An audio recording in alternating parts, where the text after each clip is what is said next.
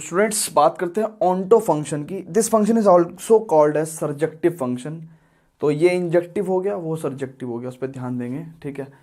अब एक बात सुनो ये फंक्शन, बस यही दो फंक्शन समझ लेते हैं हमें, one one and onto, बस सारी पूरी एक्सरसाइज ही इन दोनों पे डिपेंड है, तो उसके बारे में बात करेंगे। देखो, a function f x y is said to be onto if every element of y is image of some element in x. एक और डेफिनेशन होती है इसकी, वो ये होती है, और for every y belongs to y there is x belongs to x such that fx is equals to y। ये बात अभी नहीं समझ में आएगी और आई भी नहीं होगी। देखो, ये बात मैं एक एग्जांपल लेता हूँ, उससे पूरी बात क्लियर होने वाली है। देखो, मैं काम करता हूँ, मैं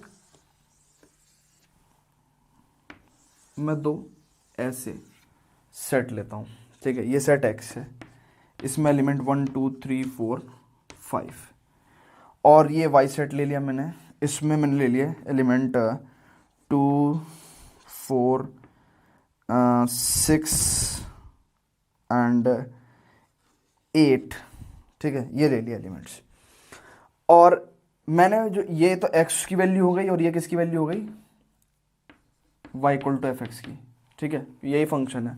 फंक्शन क्या है वो बता दे रहा हूँ मैं आपको। F x equal to x square हमारा फंक्शन है। एक्स स्क्वायर नहीं, सॉरी, 2x ले लेते हैं, 2x। ये F x equal to 2x हमारा फंक्शन है। ये मैंने एग्जांपल लिया, और अब मैं डेफिनेशन को समझाने वाला हूँ, बहुत ध्यान से देखना है। मैंने कहा a function f x y a set, पक्की बात है, कुछ लोग तो ये सोच लेंगे सर ये आपने यहाँ पे भी F x equal to 2x लिया था, और ये 1 1 बताते समय भी F x equal to 2x लिया था, तो ये फंक्शन 1 1 ही नहीं हो गया क्या? आप क्यों बता रहे कि ये ऑन्टो है?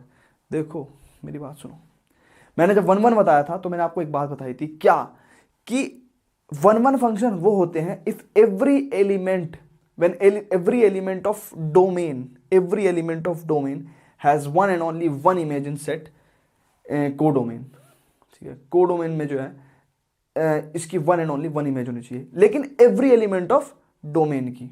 यहां पे देखो, यहां पे अभी आपको मैं दिखाऊंगा कि 1 1 क्यों नहीं है। अगर रूल्स के अकॉर्डिंग देखें तो 1 2 से रिलेटेड है, 2 4 से रिलेटेड है, 3 6 से रिलेटेड है, 4 8 से रिलेटेड है। ये छूट गया, ये छूट गया, इसलिए ये 1 1 नहीं है, ठीक है। तो इसलिए 1 1 तो है नहीं। तो ये ऑन्टो के, मैंने ऑन्टो का एग्जाम्पल लिया था। और वैसे भी आप देख सकते हैं, आपको डाउट ये भी अराइज हो रहा होगा कि सर ये भी F x equal to 2x, वो भी F x equal to 2x, तो वो 1 1 है, ये 1 1 क्यों नहीं है? सेट ही अलग अलग है, डोमेन को डोमेन अलग है, चेक कर लो ना। आई बात समझ में? अब सुनो, हमने बात करी थी ऑन्टो की, तो बात कर रहे हैं function f x y is said to be onto कब? If every element of y, every element of y is the image of some element in x. मतलब समझ में आया कि जो कोडोमेन होता है, इसके अंदर जितने भी एलिमेंट्स हैं, जितने भी एलिमेंट्स हैं, वो किसी ना किसी एलिमेंट की तो इमेज होंगे ही होंगे। यानी कि सब इमेज बनने वाले हैं यहाँ पे, जितने भी एलिमेंट्स हैं वही में, वो सब के सब क्या होंगे? इमेज होंगे किसी ना किसी एलिमेंट की। जैसे अब देखो यहाँ पे, यहाँ 2 किसकी इमेज है? 1 की। यहाँ पे 4 किसकी इमेज है? 2 की इमेज है। यहाँ पे 6 किसकी इमेज है? 3 की इमेज है। यहाँ पे 8 किसकी इमेज है? 4 की इमेज है। तो यहाँ पे सारे एलिमेंट्स किसी ना किसी की तो इमेज है ना उधर। अभी मैं एक एलिमेंट लिख दूं यहाँ 9, अब देखो इस रूल के अकॉर्डिंग क्या 9 किसी की इमेज बनेगा? भाई 2x से ऐसा कोई x ढूंढ सकते हो जो उधर के सेट से किसी एलिमेंट की इमेज 9 बन जाए? नहीं बन सकता। हाँ, अगर मैं यहाँ 10 लिख दूं, यहाँ मैं 10 लिख दूं तो 5 से 10 की इमेज बन सकती है, लेकिन 9 तो रह गया ना। 9 नहीं रहना है। अगर इसको ऑन्टो होना है तो 9 नहीं रहेगा, 9 को हटना पड़ेगा, क्योंकि मैंने क्या कहा? Every element of y is the image of some element in x, कि वाई के अंदर जितने भी एलिमेंट्स हैं वो उधर किसी ना किसी एलिमेंट की इमेज बन रहे होंगे। इधर कोई सा भी एलिमेंट इधर खाली नहीं रहेगा, सब इमेज है यहाँ पे, ठीक है ना, सब इमेज है। तो और यही मतलब इस बात का भी है कि for every y belongs to y, for every y belongs to y, for every y belongs to y, there is small x belongs to x, small x belongs to x, यानी कि जो x एलिमेंट है और वो capital X से belong कर रहे हैं, such that fx equal to y, यानी कि for every y belongs to y there is x in x, आई बात में, such that fx equal to y। चीज़ें और बहुत प्यार से क्लियर होंगी, रिलेशंस एंड फंक्शंस कुछ है ही अलग तरह की मैथमेटिक्स, तो और अच्छे से क्लियर होंगी जब हम इन्हें क्वेश्चंस में अप्लाई करेंगे। तो pause the video to note it down. Objective पढ़ लिया है, मैनी वन पढ़ लिया है, डेट इज, और सब्जेक्टिव पढ़ लिया है, डेट इज ऑन टू पढ़ लिया हमने, ठीक है।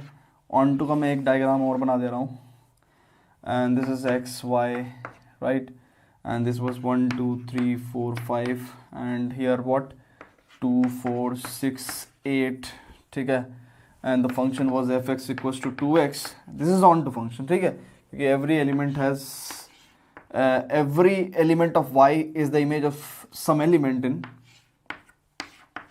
तो हर सारे एलिमेंट्स ऑक्यूपाइड है यहाँ पे, सब किसी ना किसी की इमेज है, तो ये ऑन टू हो गया, ठीक है। अब एक चीज होती है बाइजेक्टिव।